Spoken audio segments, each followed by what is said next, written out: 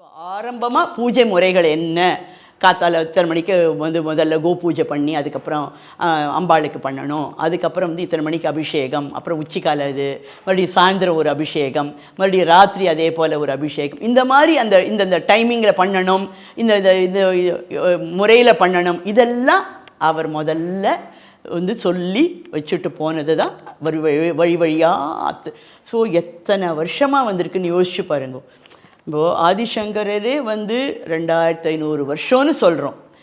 அதுக்கும் முன்னால் தான் இவங்கள்லாம். ஸோ அதுக்கும் முன்னால் இந்த அம்மா தபஸ் பண்ணி இத்தனை விஷயங்கள் ஆகி அதுக்கப்புறம் அவங்களுக்கு அதே போல் பங்குனி உத்திரம் அன்றைக்கி திருக்கல்யாணம் பண்ண சொல்லி அவங்களே சொன்னாங்க. ஸோ இதெல்லாம் பார்த்திங்கன்னா காமாட்சி கவச்சம் அப்படிங்கிற ஒரு ஸ்லோகம் இருக்குது. எப்படி நம்ம சஷ்டி கவச்சம் முருகரை நம்மளுக்கு ஒரு ப்ரொடெக்ஷனாக கேட்குறோமோ, அதே மாதிரி காமாட்சியை நம்மளுக்கு ஒரு ப்ரொடெக்ஷனாக கேட்குறாப்புல அந்த ஸ்லோகம் அதே டியூன்லேயே சொல்கிற மாதிரி. அதில் நீங்கள் பார்த்தீங்கன்னாக்க இந்த மாதிரி வரலாறுகளும் அவங்க போட்டிருப்பாங்க.